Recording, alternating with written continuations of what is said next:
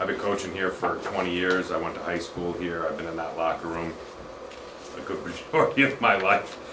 Fortunate, but I do, again, I want to thank everybody who's been involved.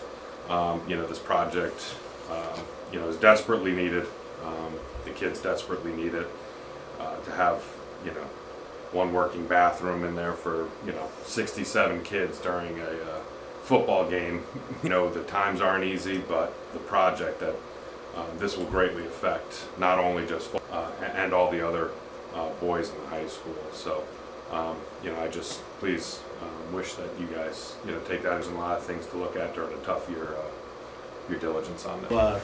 Usually don't speak to comment, but I will speak. We got clarity on the 2 points we needed. We had questions that had supplied us with the answers, and Tara got the town attorney to give us the opinion on this, so I think the clarity is there.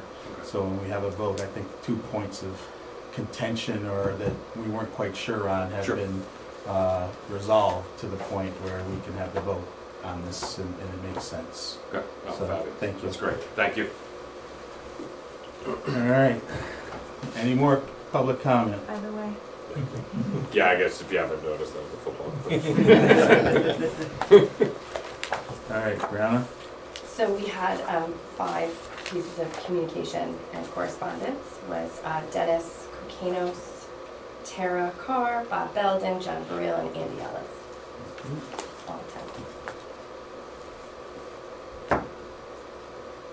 And then I want to make a motion to approve of the meeting minutes from the previous meeting of September 14th. Second. Any discussion? Hearing none, all in favor? All right. Aye. Motion passes. Report of the first selectwoman.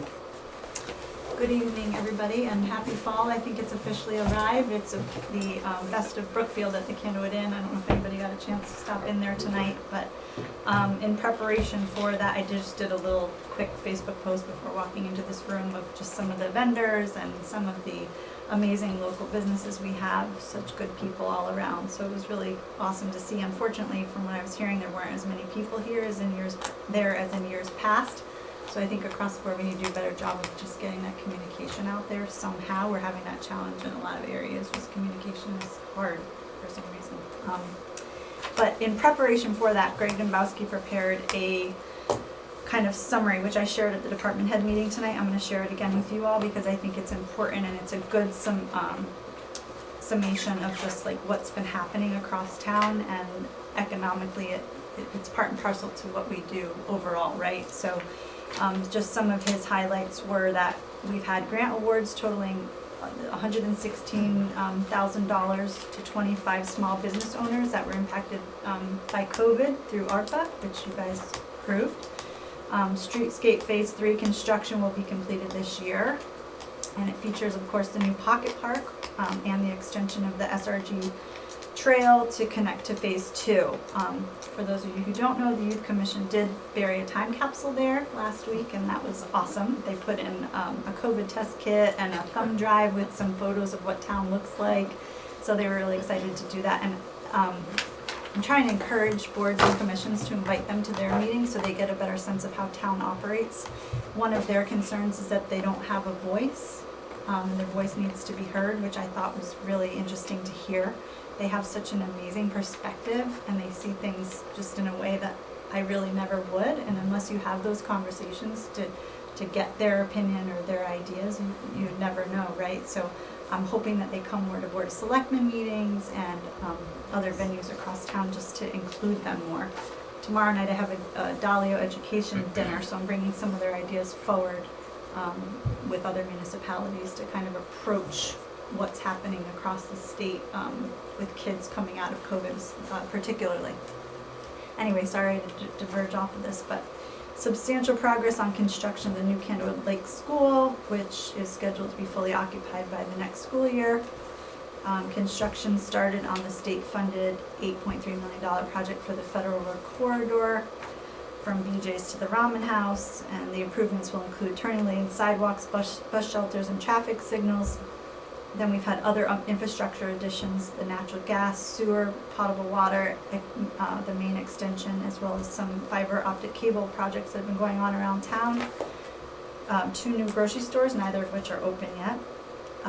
A medical center, the senior living space, new retail and professional offices are some projects that have either recently opened or are currently under construction.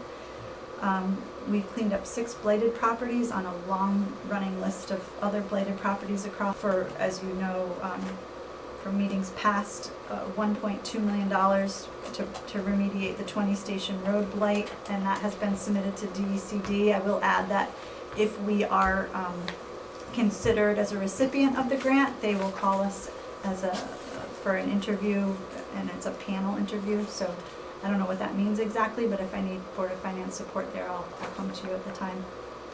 Brookfield was granted a 4-year extension of the affordable housing moratorium, which we know it had expired in June. Greg is currently working on a list of the affordable housing across town, and there seems to have been some properties that were missed in years past, so we're giving it a much harder look to kind of really tally what those properties can consist of.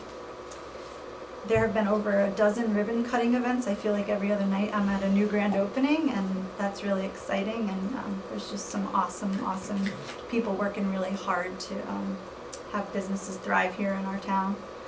And then again, the study for the SRG trail moving northbound to New Milford. There's a public information session on that next Thursday night, I believe. And then evaluating adding sewer collection along low-lying areas of Dean and Pocono roads in the Candlewood Peninsula. So that's just some of the highlights, and he had this at the Best of Brookfield this evening. So this was what went out to the public, so I just wanted to share it. In sad news, Ginny announced her retirement. She's currently in Italy, so very jealous of that, and I'm also very happy for her. She's been here for 27 years through 8 administrations, and she will be sorely missed. She's here through the end of the year. I do have some asks that I've spoken to Marcia about that I'll be bringing forward formally if the need should be for any kind of overlap with whoever the new person ends up being. She is just that. She's part of the furniture here, so how do you replace her, right? Like, she really is the glue that kind of keeps everything together and has that institutional knowledge, so whoever the incumbent is, may need to spend some time with her. So financially, I may need some support there. We are a recipient of $5,148.36 for the National Opioid Settlement.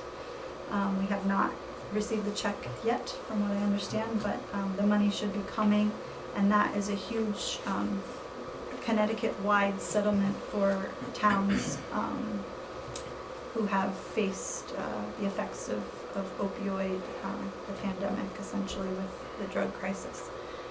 And I have all the information on that if anybody wants more information. I had an emergency management meeting today because 2 weeks ago the state grant was announced for the fiscal year. The application is due on December 1st. It is a 50% match, so we would need to come up with about $18,500. And some of the ideas we have are to create a new EOC with supplies needed. If we ever face another catastrophe like the microburst y'all experienced in 2018, or Lord knows what's going to happen with the pandemic, which way this COVID could ever go, or anything else for that matter. We just need to kind of tighten things up as far as being prepared, and we are in the process of rewriting our emergency management plan as well. There's a template coming down from Region 5 that we're going to use and have submitted before the end of this calendar year. What else do I have? Well, I think Mr. Mueller spoke to the locker room, so he said it all very well. I'll leave it at that.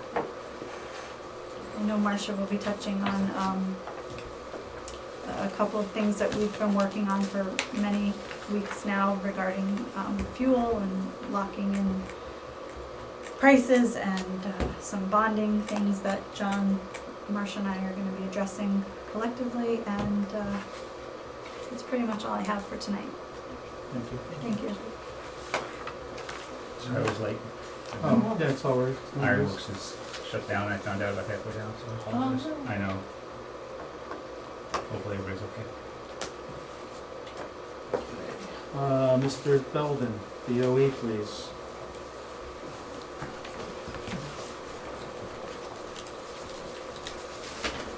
So as usual, we do our update on where the BOE finances are each month.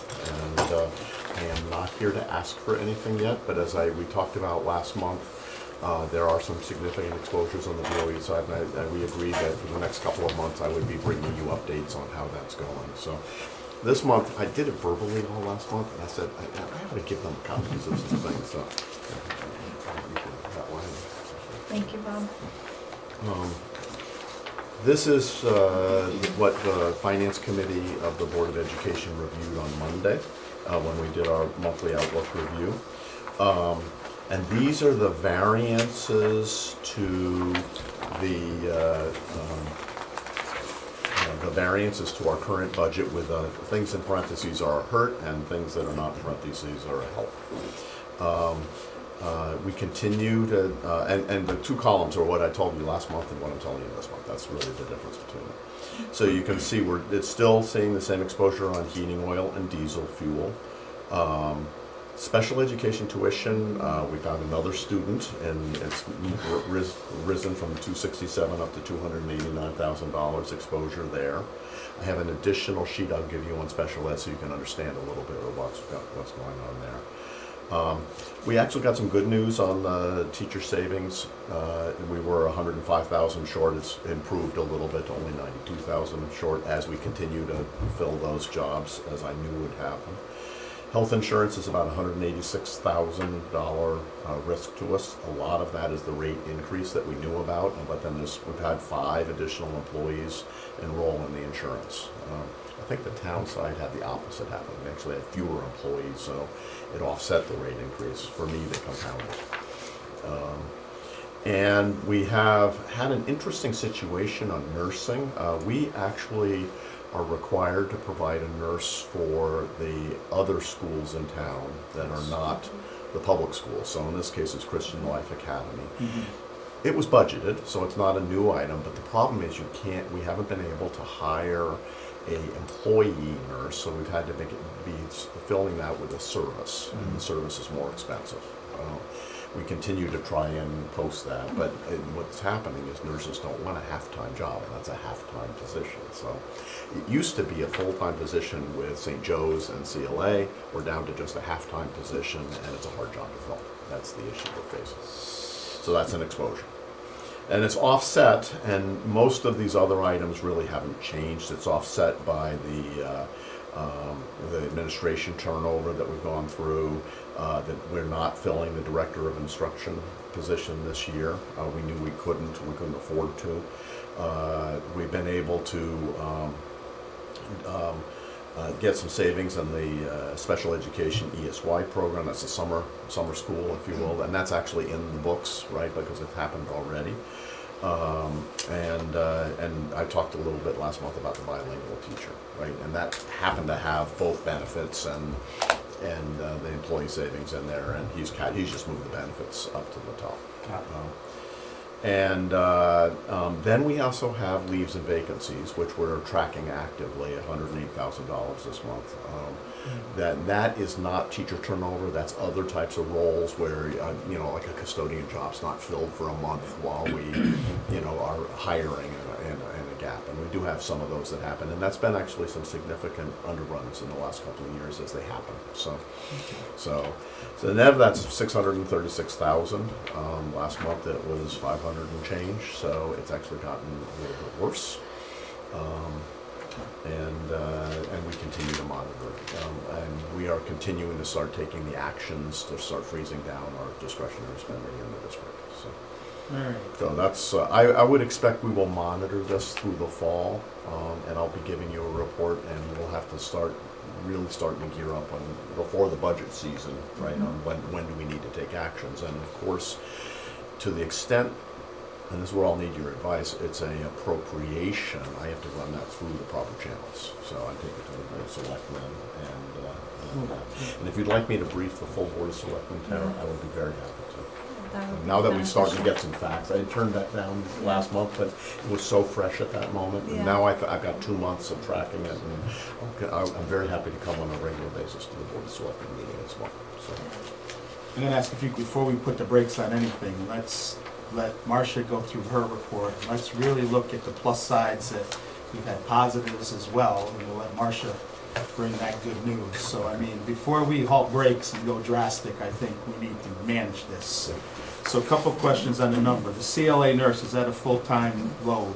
Or is that where we're at 6 months, or is that for the full year? that you that's a anticipate? half-time position for the full year. So that's what you anticipate, That's the his, full year? he's presuming that it won't be filled for the full year. Right, and that's the end cost of that. That's correct. So on the salary and savings, as long as that keeps going positive, it's gonna go positive if you're not filling positions, right? If we have we'll fill a position. We'll fill a position if it's a needed position. If we Right. can live without it, we won't. But to the extent we need the position, we will fill it. But there may be a gap, month or two gap. That's what I mean, the And that 108. will continue to go up. That can only go up. Right. Correct, but the backside of that is, once it goes up, your health insurance has to follow suit, not negative way, because we're gonna add them in, or is that loaded into that I health think insurance? he's got that loaded in. I think he has, assuming this people were on for the full year in the health insurance. So So when we bring it on, the only impact is gonna be the salary part that's what of Ken that. told me. That's correct. So if the position isn't filled, we're gonna gain a month or so, another month possibly on that number, Yeah. and it won't have the effect on the health insurance. And so part of what we have to manage and watch is, are they the sorts of positions where you go and hire an outside agency to help? Like, so for example, of your schools, so sometimes we'll have a gap on a custodian position, but we have a firm who would provide short-term help for us. And so there's a lot of moving pieces in there, and I will keep monitoring. We monitor all the lines in the budget, right, when we do our Yeah. reviews, so. I mean, the special ed tuition line, that could change tomorrow anyway, even though there was one missing, we could add two the next month. Yeah, and that's two what was go. that was a relatively minor missing. Let me give this run. This is the Yeah. same format I've shown you all in the I past. still want to go through, though, a couple more things on I know. this. So, Marcia, can you pull up the fuel forecast spreadsheet? I have an answer for you on the question you're going to ask. That's you. good. Thank you for calling me about I this, did. this evening. Well, I appreciate just that. did this information now, so Yeah, I mean, I it's something we need to clarify, though, that we all understand.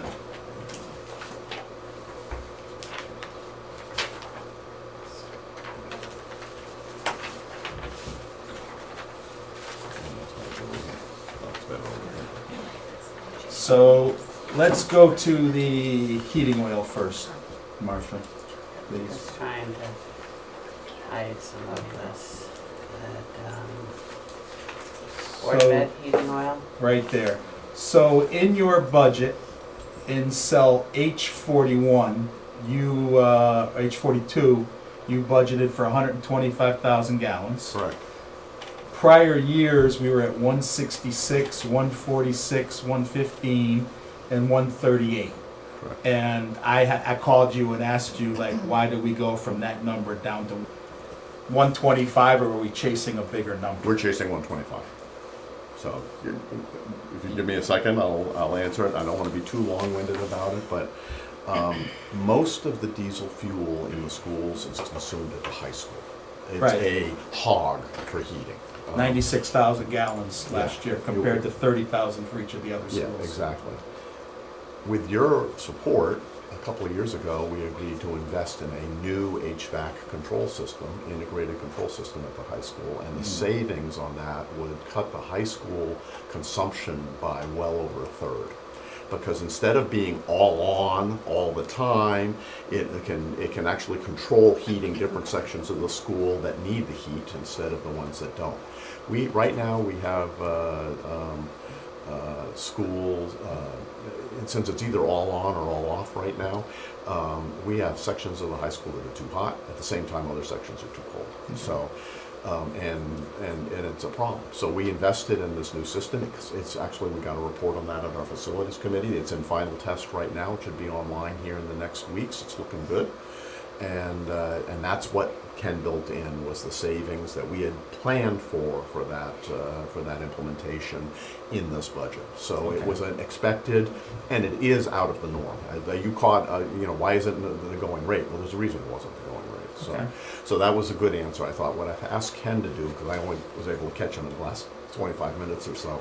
I asked him when he gets back in the office tomorrow to just lay out all the facts and figures of what was in the business case, why, and I'll share it with all of you all, so you can see. I mean, all we're trying to do is we're chasing a number, and Yeah, instead we're of chasing the 125. We're chasing the Yeah, 125. okay, but I mean, even this big number, 636, your big number, your deficit, the 636,000, Bob, on this Oh. sheet. I just want to make sure we're chasing the right number. I that we can agree with you. I'm manage glad to. you asked the question. Okay, on the fuel, the diesel fuel, I also asked another question. In this year's budget, let's go to diesel fuel. You can see prior years we ran 70,000, then we had COVID years, and then you went to, I can't read, 63,000, 63. and this year we put 75,000 in the budget. That one I don't have as crisp an answer on, and I need to get that answer for you. Because that could be a difference of 10,000 gallons, Yep. which at $4 a gallon is 40,000 bucks. I agree with you. I agree. And there might be a reason. I mean, I'm not saying it, but these are the numbers that stuck out to me when I was looking at this. We do have, this year's the first year of a bus contract, a new bus contract, so there's new equipment in there. And I believe that it's connected to that, but I just don't have the specific answer, The because new equipment might be should be better more, gas it should be mileage. more efficient, but Right. so I'm not sure I have 100% good crisp answer on that. And I think that maybe we need to verify, because I think the town and everybody's going out to bid, and I think the numbers are different than what we have here. Okay. So I just double check the I will, number. I'll do a follow-up on Yeah, that. do a follow-up on the fuel oil as well as the The heating oil. heating. I'll send you the details on the heating oil. I think I answered the question, and I'll You- do you the answered the follow. question. I'll do the follow-up on the diesel. Because in the last 10 minutes or thing, I think the number went to 135, possibly. That was this morning we were talking about, because we asked the same question, that we're trying to go out to bid, and how many gallons do we need, and we were saying that 125, is that really a good number? And so we talked that maybe it'll be 135, that we haven't finalized it yet, that just in the conversations for bidding this week. It's just timing of communications, Bob, that's all. But we just need to know First the I've heard number. of that, so that's, And we just heard it today, and it may not be final. okay.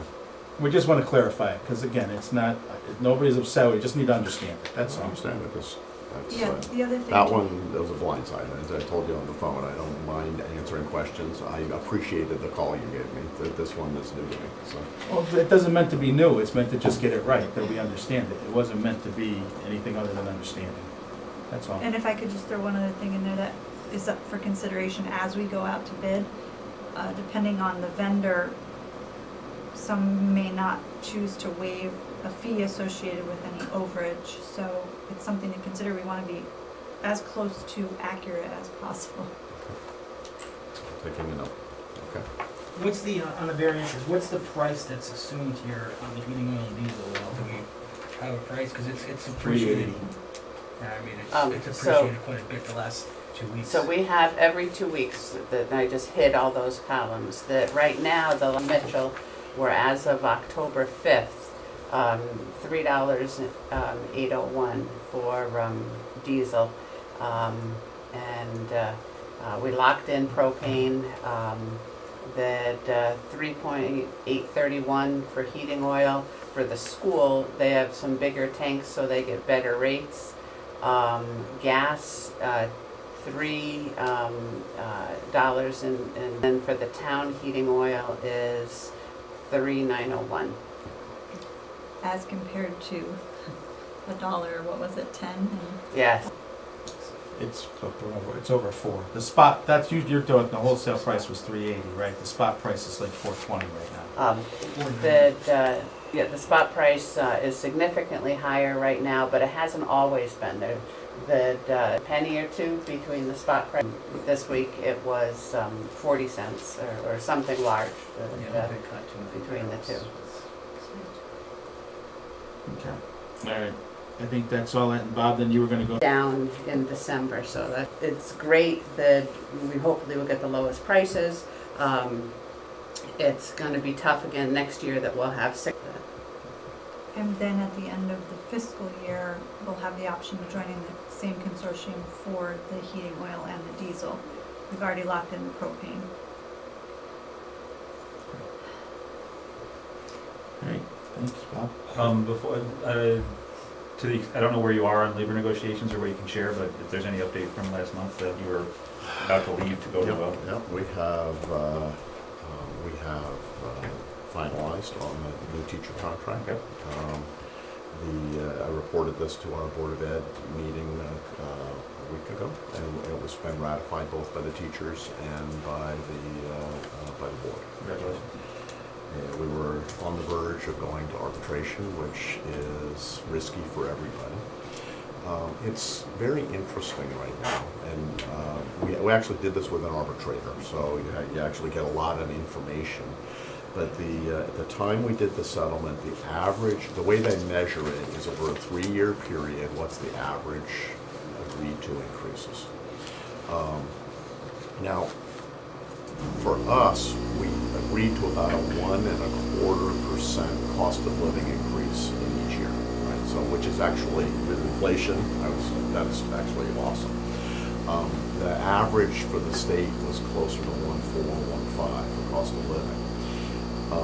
But you have to add to that step movement of the teachers because they're moving through the contractual steps. And so the average, and that's the yield that we look at. And the average yield in the state when we settled was 11.5% over a 3-year period. So it's much higher. It's been running 9-point-something%, and this year it's running closer to 11.5%. Since we settled, and by the way, we settled at 11.45%, so a little below the average, because we were not going to win an arbitration if we tried to go too far below the average. Since then, the average has crept over 12%. So we were, it was hopeful that we were one of the early ones because they are going up and up as inflation is staying high. So that's challenging, as you can imagine, because that's about 3.6% per year, 3.5, 3.6% per year. No, with compounding, it's like 3.6, 3.8. Yeah, it's been high threes. Yeah. So it'll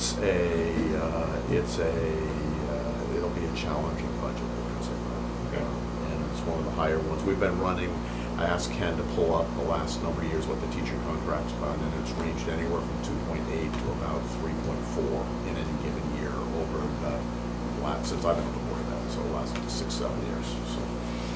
So it's, and that's the range it's running, or slightly, or somewhat above that, right around 24%. Thanks. Because of that, by the way, we were able to get all the other demands, and there were a large number of demands off the table, right, that also had economic impact. So there were no other significant items. The teachers will contribute an extra 0.5% to their health benefits. And we are now, I think, the top school district in the state in terms of teacher contribution percent. So it is, we've got a lot more to go negotiate on that front. So that's kind of the net of it. Great, So thank you. some other small things, but nothing great economic importance. Good to know. Putting lines on the pavement, did I hear that last night? Putting lines on the parking lot? Oh, so one of the demands was to put into the contract that we paint lines on all the parking lots and the teacher parking lots. And when you got below it, you're smiling at this. It's a Michigan Middle School issue, right? That the lines are. I went over there and walked the lines of that. It doesn't belong in a labor contract. We are repaving. That's one of the paving projects that have been approved in our capital and is supposed to be done next summer. We're going to go get them done. But the question we're actually discussing is whether spending a small amount of money to put some temporary lines in would make things better over there, because there are no lines over in those parking lots right now. You cannot see a marketplace to save their life, so we're working on doing the right thing anyhow, but that's the sort of thing you get in a contract Yeah. negotiation, as you know. Mary, I want to thank you very much for your participation all through this process. It was very helpful having you there. Oh, it was interesting to see the process play out. Yeah, it's interesting to see how an arbitrator works their way, works both sides of the table to get us to an answer. So.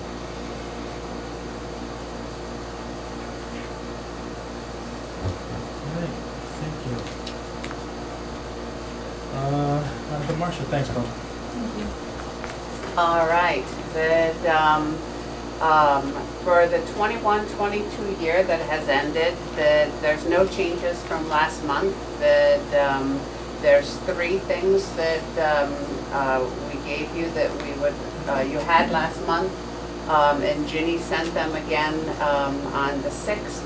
As far as transfers, in the general fund, there's the interdepartment transfers.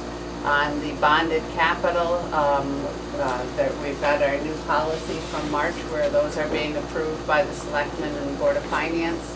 And the cash capital, there's transfers there. And you didn't vote on them last month because the Selectmen hadn't voted on them.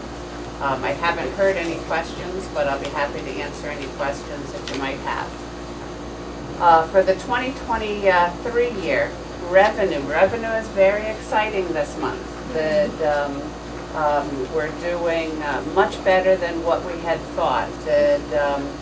We've got land use fees. We had $36,000 in the budget for 731 Federal Road. And we've actually, in the last week, received 5 big land use payments. They were listed on the land use schedule last year when they were trying to note them, but they had question marks of not knowing when they were coming in. So that's a total of $363,000, which would be about $327,000 over budget. So that's good. The FEMA revenues that we had put in the budget, if you remember, $200,000. We didn't know exactly where it was coming from, but we didn't want to underestimate. FEMA is about $140,000 so far. There's IDA that we've got different parts of that being approved. There's one part still pending for IDA, the bridge over here on West Wascaneer Road. That is $41,000. They're making us jump through some hoops on engineer reports and things, but we're expecting that ultimately it will be approved. The reopening grant that we applied for that, if you remember, the auditors had said nobody else has applied for that. Well, we applied for $634,000 for that.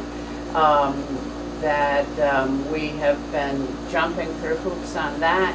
The person that we were dealing with has now been moved down to Ian in Florida, so now we're dealing with her boss. We get the boss up to speed, and about 3 o'clock this afternoon, I got an email from someone else in FEMA saying, well, we don't have this person that you've been dealing with on our contact list, so we have a bunch of questions.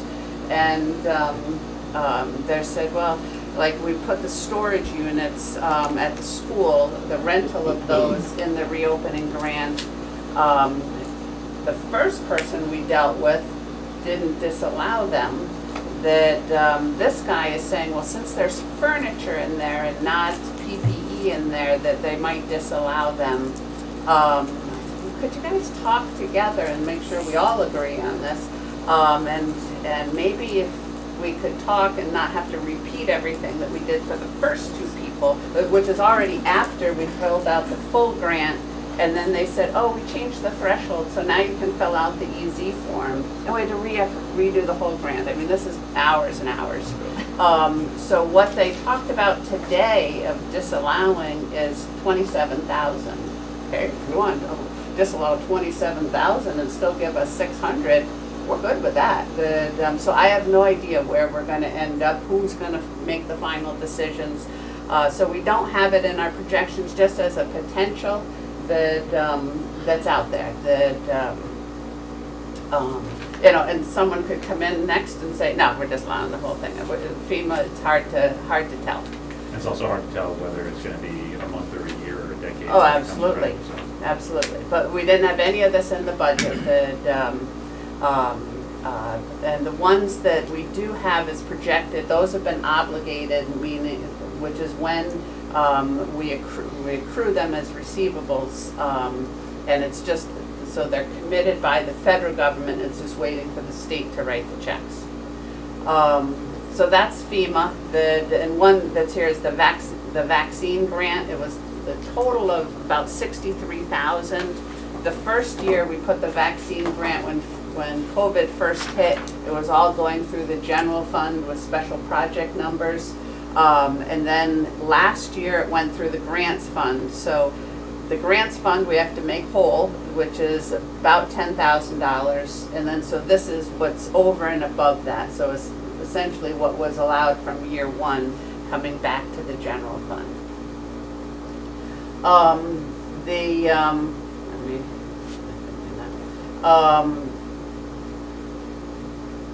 The motor vehicles, we had already talked about that. We did our budget before the state government did theirs.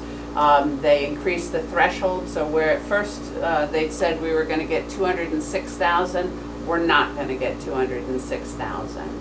On the flip side, there's a municipal revenue sharing that CCM had told us in an email in January or February that although the state has it on their list, that they recommend we don't put it in our budget because the state has yet to fund it.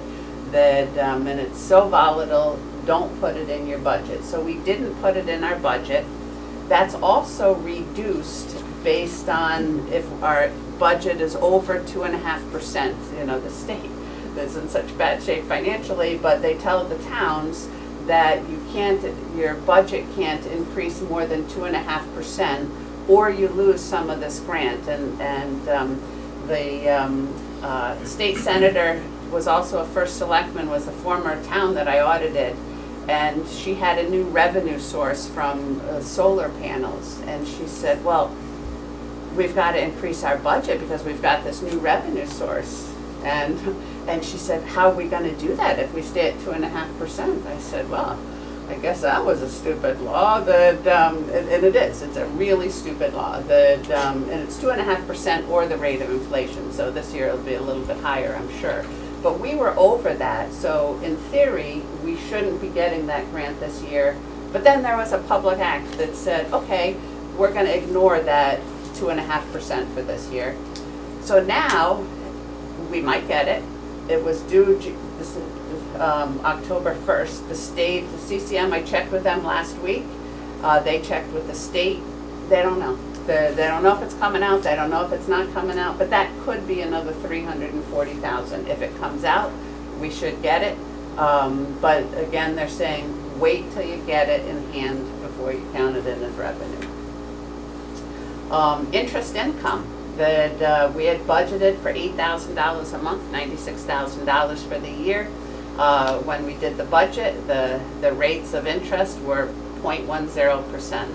Well, they've increased 3,000% and are now 3.02. So where we thought we were getting 96,000, now we're thinking we're getting closer to $1.5 million. So that's fabulous. And a lot of that is the money for the school. So if you assume that half of that is one-time revenue, because we won't get that next year, but the other half is probably going to be, if the rates stay at 3%, which who knew we'd be so excited about 3%, that if the rates stay at 3%, that the other half of that would be recurring revenue. So where we thought on our 10-year model of trying to place the one-time revenues, that's a huge help. And where we were thinking 6% increases, now it automatically is 4% increases because we've got that big one this year and recurring going forward. So if such a big portion is from the bond for the school, it's all still in the same pot? It's not like this is set aside for a certain use and then set aside for another use, it's all just interest? It's all just interest, that they, because we get more interest, and there's rules that, these are tax exempt bonds, and the concern would be that we're earning a lot of money, but as long as we're following the rules and spending it in 3 years, we shouldn't be worrying about the arbitrage rules, but that gets tested every year, but we should be, we're not in a case where we should say, oh, pump the brakes and let's put some of this in non-interest bearing or anything like that we should still be good. So that's really good news, and hopefully continuing good news. We've got $50 million invested with Newtown Savings, and they follow the stiff rates, and it gets adjusted every week. They're in CDs that it's an ICS product, so it gets reinvested over and over, and we don't have, it's not like we're stuck for a year. It's fully liquid that we can pull it out at any time. It's a CD product and not a CD. At Union Savings, where we've got most of our banking transactions, they were giving us what they called a fees to you, and not Newtown. Why are you doing that? So we did get special rates that they'll match the stiff rates as well, and won't give us that haircut, and they'll adjust it every week. And now we're looking at them and saying, okay, well, they put $2.7 million aside, that the interest on that would pay the equivalent of the fees. But they're saying the interest at 0.85% would pay the fees. And so I didn't get a response today, but the email today was, why don't we just pay the fees and earn the interest on the 2.7 million? That if it's, if we go backwards, okay, it will cost us money if interest rates go down to 0.10%. But the fees would be about $30,000, and what they had said yesterday was, when we met with them, was, oh, well, that we know you don't have it in your budget. Okay, well, we could figure out how to net it with revenue and make out $54,000 better for the year. So, if all that works. And thank you, John, for your help on that.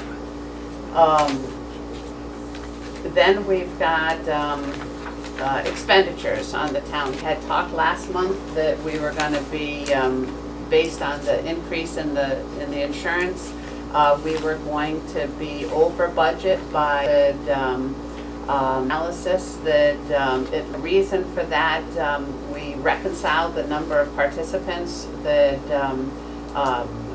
2 people dropped off the insurance, both being family plans. That's $35,000 apiece. And we've had some vacancies. So we're going to just keep watching that. I don't want to start taking money from there, but right now, that's why we're in good shape with the health insurance. It's nothing we did. It's just the people left. We're in open enrollment now, so they may be coming. Someone, like one went on her husband's plan, and in open enrollment, she may come back on. Fuel, we talked about fuel, that we gave you last month, and again, did we give this to you last month? No, we didn't give it to you last month. We gave it to you, Ginny's October 6th email. You have first quarter transfers that we're asking for, and the justification of what's going back and forth and why, on number 6 and 6A of your PDFs. And then on my email from yesterday, that you have our second quarter concerns. We've just started a list of what we're thinking about is still out there for the second quarter. And it's a printout tonight. but nothing ready for transfers yet. That unbonded capital, that Jenny sent that to you on the 7th. That's bonded capital for the first quarter. We give you these every quarter. We're asking you to approve the transfers. There was the high school plumbing project is done, so we're asking you to move that. And you were going to approve, it comes to the Board of Finance if it's over 5% or $10,000, and this is over $10,000. We also have the transfer from the electrical to the boys' locker room that was sent separately by the selectmen. And I wanted to talk a little bit about, we've got projects out there that we didn't use all the money. For example, this 11,000, we bonded for that, but we didn't use that. And so how does that look to try to use that money now? Because we have to use it for a bonded project and we offset the bonding for it. So here's a list of the projects. Let's look at the town side here. The town side projects were $7.4 million. That phase 6 looks like it's going to be delayed. So I'm recommending that we don't bond that yet. The decision that belongs to Tara and John, but my recommendation is, since we're not going to need that money in the next year, let's not bond it. And then we've got some old fund balances that that were $545,000 from before 2019. The 2019 we had 8,700, and then 2020 we had a little more than 177,000. We didn't take all of that because we want to round the bonds to a nice even number, divisible by 5. So that's how that, even though we had 7.4 million approved for bonding, I'm recommending that we only bond 6.4 million. So we use some of that fund balance that we can't use for anything else. We use some of that fund balance to offset the new bonds that we would need. And then ultimately we close the amount, this 936, or the amount that we're not going to use. We would, I believe it goes to the selectmen to formally close that we won't bond it later. For cash capital, that a building management system was 55,000, so this is over 5%. And then the tennis court repairs, that she's holding off on the repairs now because we've got the new tennis court. Plus, this is 3 years, and the charter says that once, if we don't have any action in 3 years, including an encumbrance or spending, then it automatically closes. So that's the 15,000. The audit update, that the planning is done except for what I owe them. That and they would like everything I owe them by October 31st. I owe them capital assets. We're getting a new program in, our part-time long-term debt, that we have the Schedule 3, the schedule to decide if it's going to be 6.5% or 6.25%, discount rates, compensated absences I'm working on today, and then I have to work on the leases. There's a new lease standard. It won't affect our budget to actual, it affects the full accrual statements. I gotta kind of understand that statement to figure out what I have to do. Work before schedules, and they usually give us a list of questions. Apparently we're the only people that answer them in writing, because I don't like to wing anything, that I read them off to the answers to them, and then they ask if we can send them, and they seem to like that. I'm a little concerned because we do have so much debt. Can we continue with the AAA? But I think every other thing we've made decisions, you've made really good decisions. I think we've offset that as much as we possibly can. And then the issue, these are the numbers we talked about before. There's a little bit left over, that was the rounding number last time. So we'll have phase 4 and phase 6 of streetscape. We won't have bonded for, again, if they agree with my recommendations, because we're not gonna do it in the next year. And then the decision is, do we make normal payments where we pay, the same amount of principal every month going forward for 20 years, or do we, what we've done the last few times is delayed the principal as much as possible, which is 2 years. And I think we should, my recommendation is we should delay the principal, that we don't need to add to the debt bubble. That I know the other side, it would be, well, then it's just taking us longer to pay off things that might be 10-year assets. Okay, but we've got $70 million we're paying in 20 years instead of 30 years, that we can't afford to, be perfect on everything we want to do right at the same time. But that's still a decision that needs to be made. And that's John, that's you and John to make that decision? So the past practice has been to delay? For the last two with the big school, we delayed because of the debt bubble, yes. But it's only been the last two, and because those have been huge. So that's the school and the annual amounts that are mixed in with the school. But my thought is we should delay. We're meeting on that here within the next few days. Correct, that,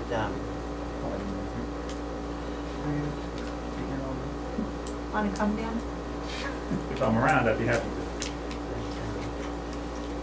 and then the 23-24 budget, that we're about to start that process, that if you have something different that you'd like to see than what we've done before, that we would be happy to work it into the schedules. It's easier to do it up front. I think that the capital ask will have due November 16th, so the Facilities Committee and the Board of Ed can finish theirs, or the 17th, because I think they'd be approving it the 16th. And that time we'll have a capital committee in place. Yes. Any questions on any of that? Yes. All right. Exposure, Bob gave us his exposure. What's your exposure on expenditures? So we've got, Estimated, not obviously. the only thing that right now that we're looking at is fuel. And if I subtract their portion out, maybe 60,000. So Bob is at 636, or Board of Ed, I apologize, Board of Ed, 636. Sorry, Bob, I I'd love that apologize. 636,000, thank you We very use a much. lot. You're at, you said 80 possibly, so even fudging the number, you're looking at $800,000 that we're exposed to. Yes, that I'm just making sure that that number is what I'm thinking. That So Bob, you want to come back, please?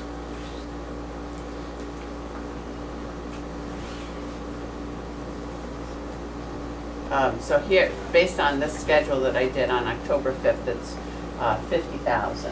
Okay. So 50,000, even so that makes maybe 750 on the max side of things. That's what I'm trying to say, is I think, Bob, you and the first select woman, Tara, with that surplus that we have, well, let's not choke each other off here. I'd be conservative, but let's not choke each other. We have, what, 390 in the contingency fund. That's correct. So you're looking at 750 minus 400, say, so you're looking at 350. That number, and we also haven't had, usually on the town side, you've done a great job of budgeting. We usually come in with a little surplus even in other areas on the town side. A lot of times you guys come up with extra savings at the end of the year. I think it's important that once we get this fuel done and locked in, that you guys sit down with a plan before you start to freeze, and I'll accept. So what John told me when I asked him where he was, he called it a soft freeze. Right. He's basically told all the principals, don't just go buying things that are nice to haves, right? I want to just right now be buying things that are, must haves. and we'll come back and talk to you about, you know, what can we do or not do. So he's called it a soft freeze. Right now, he's not sending the message out where hard, everything's frozen off. So he is buying textbooks and you know, some of the other things that are needed. And so I we're not starving everybody, but he has put the damper on everything, so. And I think you were in the same spot with the townwide too, is let's not get crazy. I mean, let's be responsible. I get it frugally, but from our point of view, I think there's enough, and then we'll let everybody talk, there's enough extra revenue coming in that let's not get, I'm gonna use a bad term, like stupid to save the money and choke everything off. Let's work together and manage this process instead of going crazy and trying to cut, you know, and I know you're down to paper clips sometimes in your areas. Let's not, Everybody wants their bagels back too. I'm just saying, instead of getting crazy, let's work together and figure this out of, we have a surplus possibly, again, we have other areas that we can look at.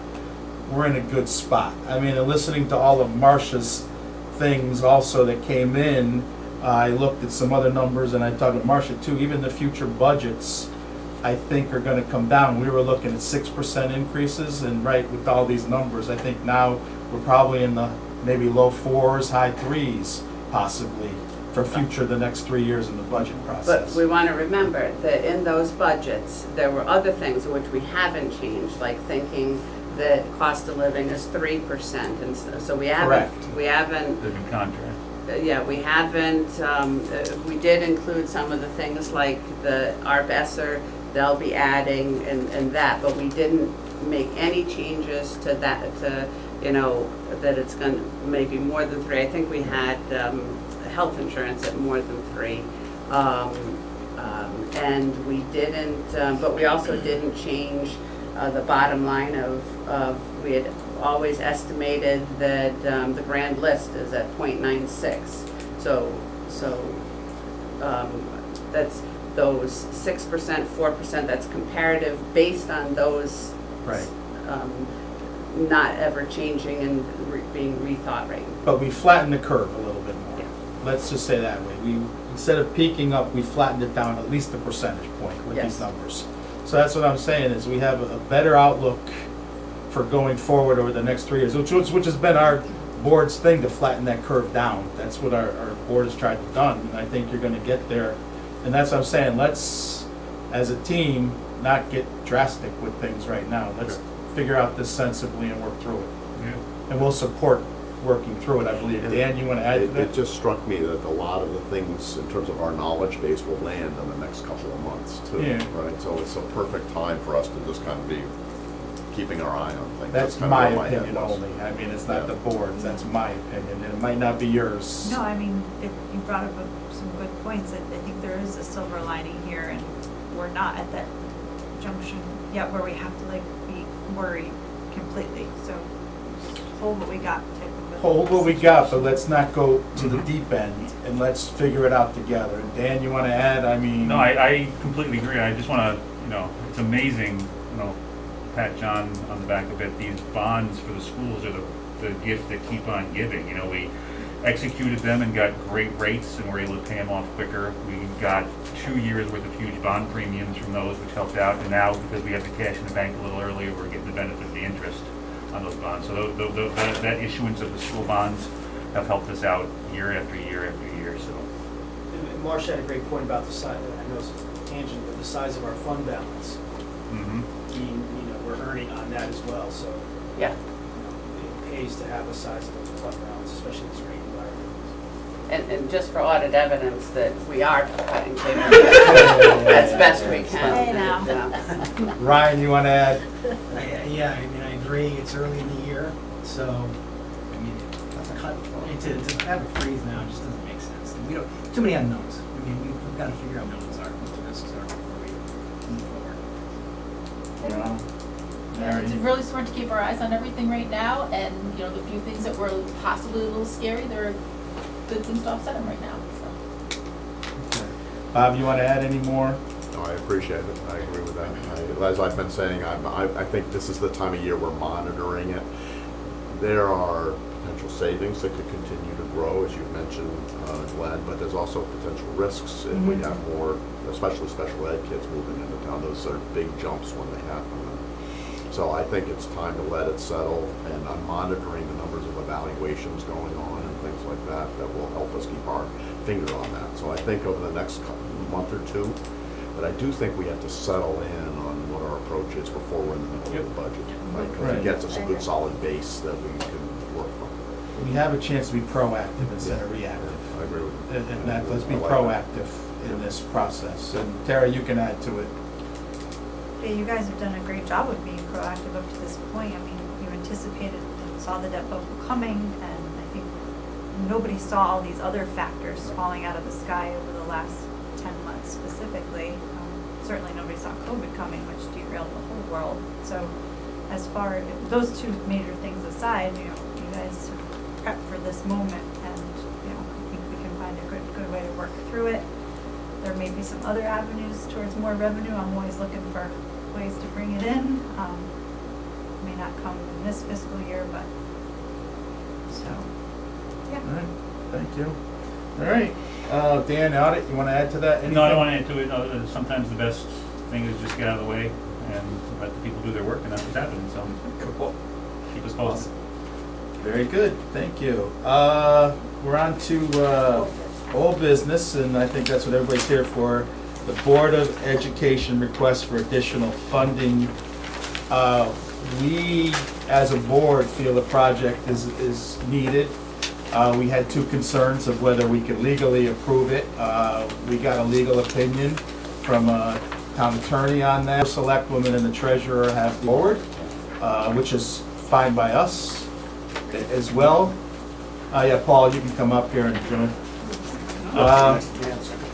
Yeah, please And do. then we had other questions about the concerns of the management of it, how it's all gonna come together, where we stand on that. Dan was gracious enough to put forth some questions to Bob. Bob got some answers, but I think the majority of the answers really came from Paul, and Bob just coordinated the data, as he'd say. So I think, Dan, did you have any call on this? You had one, I think, section. Sure, well, I actually did have a question or two on both of those items, on the Okay, whole go process ahead. as well. So where do you want me to start? We had questions both on, as Glenn said, both on the bid process and costs, which I the bid process pointed out that the cost of the project that's being done is actually quite a bit higher than the similar project was originally estimated at for the scope. Correct. So, appreciated of walking through That was Bob. how that happened. So I don't have any specific questions on that. I'm good. My two questions are, how solid do we think this bid is? I mean, and none of this is going to be factual. It's going to be gut. I mean, what's the risk of overage on this bid for this new it's a recent bid for a scoped out project. What do you think So the a public risk? bid is based upon a set of specifications. Those are the documents which have jurisdiction over the client. So if it's outside, if it's not on the plans, if we didn't buy it, we have an opportunity to look at contingency to say, is it needed, is it required for the project to be completed properly? Or is it a want item or a wish list item? And we kind of put those into two buckets. So if it's something that's required or discovered, can take down a wall in its Brookfield, so I'll use the asbestos pipe, there's this pipe in there that wasn't anticipated, that's a required object. We need to address it, which is where the contingency comes in. So when you say how solid is the bid, if it's on the plans and specs, we bought it, period. Outside of that, if it's not on the plans and specs and it's something that's required for the proper completion, we'd have to have a discussion with the design team, because that's where errors and omissions comes in. We don't like going down that avenue because it gets you into litigation. But if it's that egregious, we would have to. Given that we have such a captured kind of scope, and we have the exterior walls, this is an interior fit out, the chances of something like that happening are, relatively low. So when you say, how solid is the bid? Public bid is a public bid. Mhm. They can't just willingly raise prices because, machinery is more expensive this month, or, fuel surcharge increased. It just can't happen. Okay. So we did go back and asked Eddie Rodofsky to verify with the contractor that they would extend their bid by 30 days. We did get a communication back from Eddie saying that they would. I haven't seen that in writing other than what Eddie conferred to us, but, you know, I would trust that diversity holds to their word. And if they don't, well, we, you know, look at other alternatives at that point. They have no other option. Either they hold their bid or we're just not going to move forward with the project. And either the MBC or our consultant is familiar with the bidder? The consultant is familiar with that. Okay. They had expressed some concerns, but they couldn't find anything in the bid which would disqualify them as the most responsive bidder in this case. Okay. All right. Then my second question you pretty much addressed had to do with the rationale behind the soft costs and contingencies. I'm comfortable with that. I know you had questions on it. I don't know if you want to. I don't like the contingency. I just think the builder built it into his bid as well, but I think any builder's gonna put it in. And a $1.5 million project, he built something in on his end. He But didn't. it's not ours to use on an unforeseen condition. The only vehicle that we have for any type of discovered or unforeseen condition is the contingency. And what's considered an unforeseen condition? But like I said, Asbestos? we take down the wall, there's an asbestos pipe there. Take down the wall, and there's a column in the middle of it. How do we address it? Because it wasn't on any other plan, you know, that was ever issued during the high school project. Those are unforeseen conditions. I use the example when we did the high school project, we took down the corridor ceilings and found that all the original firewalls were about 2 feet shy of the deck. So we had to raise all of them. Those are unforeseen conditions. We talked about this, and I know the NBC's, what controls do we have on the contingency? Are you going to talk with the first select woman and say, before money's spent, that this is gonna happen? What controls are we putting in? So the language we had on the new school project with Mr. Dunn was, I'll read it for the Sans unit. The Municipal Building Committee authorizes time-sensitive change orders to be approved without the vote by the full MBC if deemed in the best interest of the project according to the following guidelines. 0 to 5,000, approval by MBC chairperson and the chair of the board for which the project is being performed. In this case, it would be Bob. Say we found an asbestos pipe, they said it's $2,000 to remove it.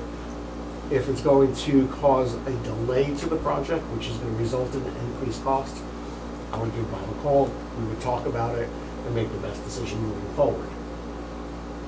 5 to 10,000, MBC chair, and then it involves the first select person. And then over 10,000, goes to the full MBC for a vote before it even proceeds. All three of these scenarios still has to go to the MBC at a regular monthly meeting to be ratified. So, I would like to take these types of regulations though and start codifying them in the town I to was just say, gonna ask. this is how projects should be managed. because for the school project, that's the process, and I've been signing change orders that come from the MBC, and the process is very fluid and it's thorough, and for all these other projects, we need to have that order. So Dan, would you be comfortable with those controls? Yes. Ryan, you comfortable? Brianna? Yep. Mary? Yep.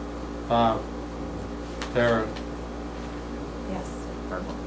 So I think we have enough information, I believe, now. Yeah, I think the Correct. information provided on the project was wonderful. I appreciate the comprehensive response to my novel of a question. Well, it was an interesting exercise, I will say that, because it turns out there was a lot of communication on this, but it was spread over multiple iterations, as you saw in the With multiple in the things, but- audiences And not everybody was Yeah. copied on everything, right? Glenn, you were copied on a lot of those notes. I don't know how much the full board got it. No, I know, I wasn't. got copied on some, yes. Interestingly enough, I wasn't copied on any of them. So I'm sitting there reading, I learned a lot about some of the details, and when I found that one spreadsheet, which I'm sure you dug around through, that was a godsend of data, because having a second set of eyes on an estimate, to me, made all the difference in the world. Yeah, that's really what we've been looking for, and the type of information and detail that I think a project of this size requires the Board of Finance and hopefully the Board of Selectmen to review before saying yes. And it was always there, it just, it was more a matter of putting it in one place. And so all this exercise was more about seeing if you could put it together in a way that was easy to read and follow, and there was enough information to share. And when I could see that the bid came in close to what in logic it should have done, which was that numbers table on the second one, I immediately went over the uncomfortable, that this is about the right magnitude, given all and the decisions were logical relative to what we looked at before. Okay. So I'm comfortable with the bid and the process and the costs. I do want to still have a question about the legal. Go ahead. Okay. So read through town attorney's letter, which was quite clear. Thank you for providing it, and thank the town attorney for providing it. Reviewed all the documents, yada yada. I underlined some points here that were important, but ultimately the conclusion was that it's reasonable to conclude that town officials have the authority to take all necessary or desirable actions to accomplish completion of the approved projects. So that's pretty clear.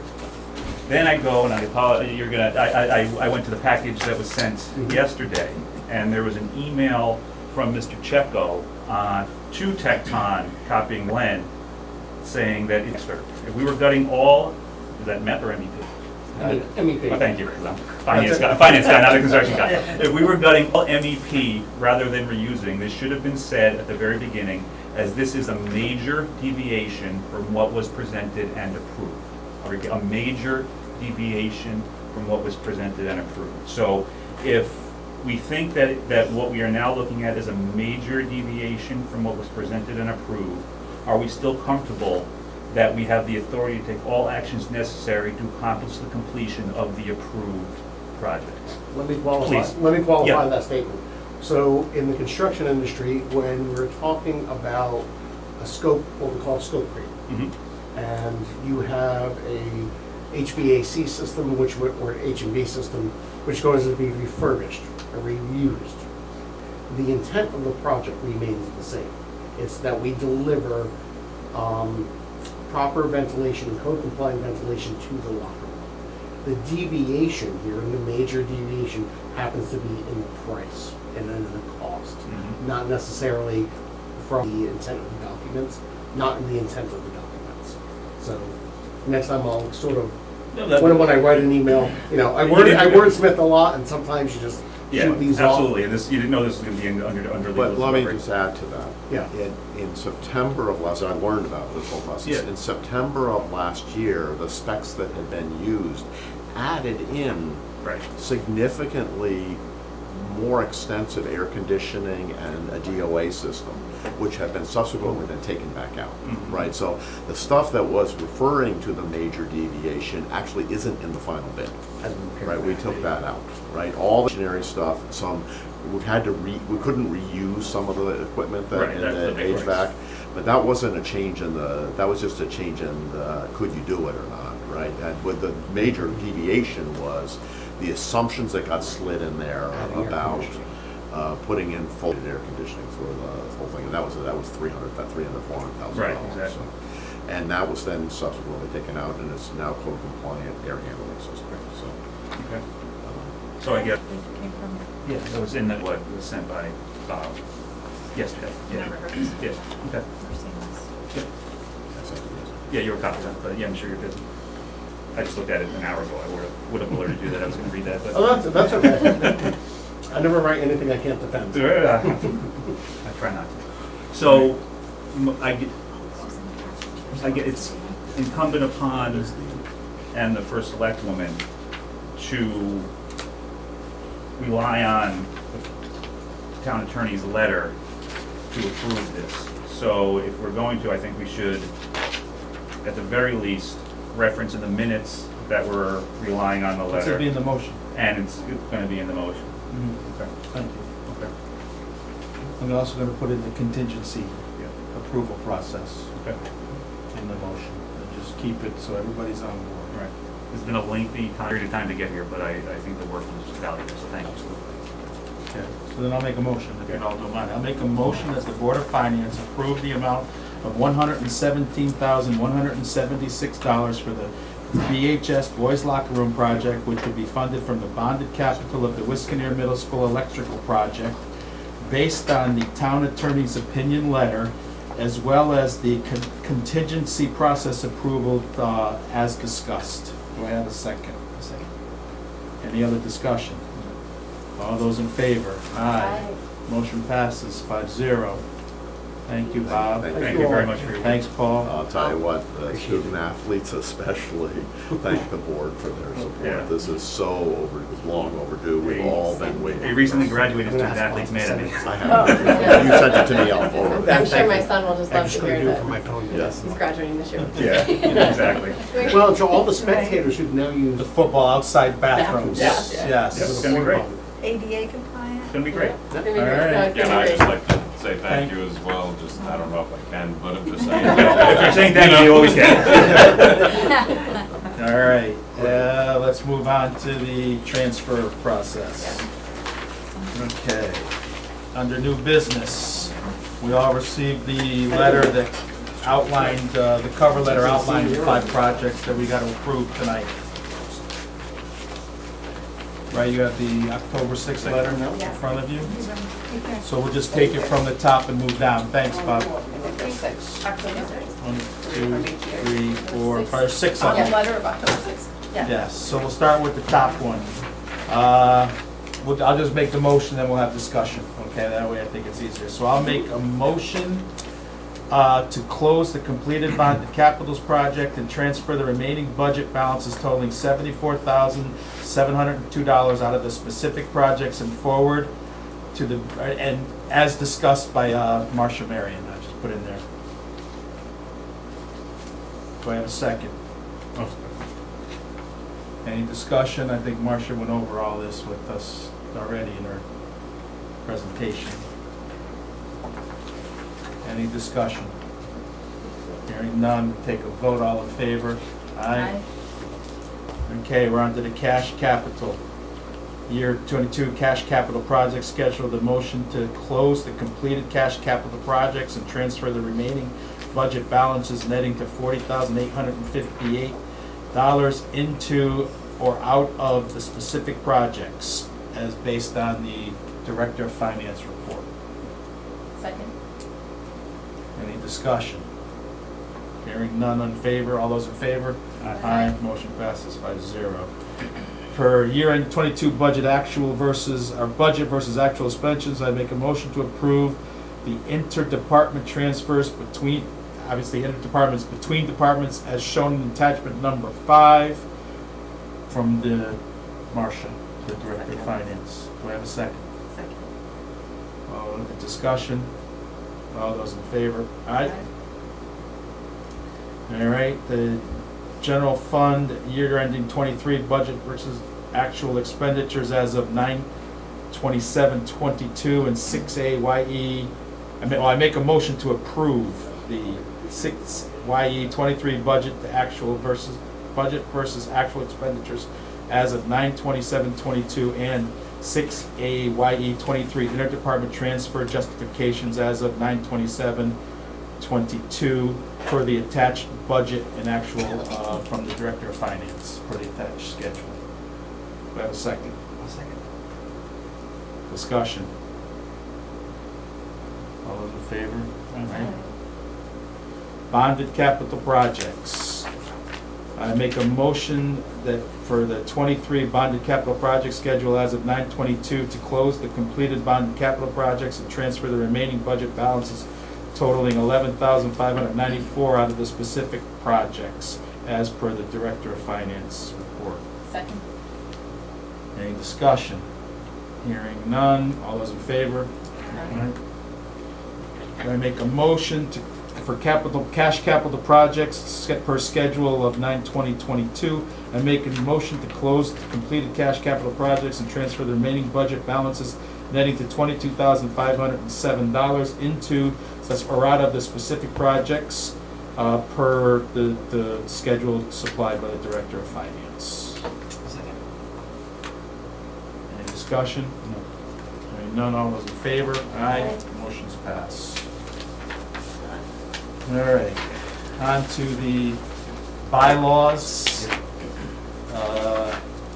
I think we need a committee. I think that's part of what we have to sort out. The first selectwoman asked every board to look at this, not just ours. Do we have any volunteers that want to be a part of this process? Since Eileen's not here, she volunteered, I heard. Anyone else? I can help out with it too. All right. No one else wants to be? I think it's a great exercise, I'd be happy to. All right. Sure. How many people do we want? Yeah. 4 would be good. Okay. How about that? 4. So we'll make a committee with Dan, Ryan, Eileen, and Mary. I think that's a good cross of the board too. That's perfect. Is that 4 people that would you have to have? No, we Oh, no, don't. because that's a, It becomes a quorum that of the becomes whole a board. quorum. I need 3 only. 3, you yeah. So Eileen, we'll leave Eileen out. It has to be less than a Yeah. quorum for the I'll whole board. step out, 'cause I'm gonna be doing it. All right. You're doing the capital. So we'll do Okay. Eileen, Mary, and Dan. Okay, perfect. Thanks, Right, we gotta Bob, start for somewhere. clarifying. And this time I'll be quiet. All right. Do we have any other items that we want to talk about? No. No other items?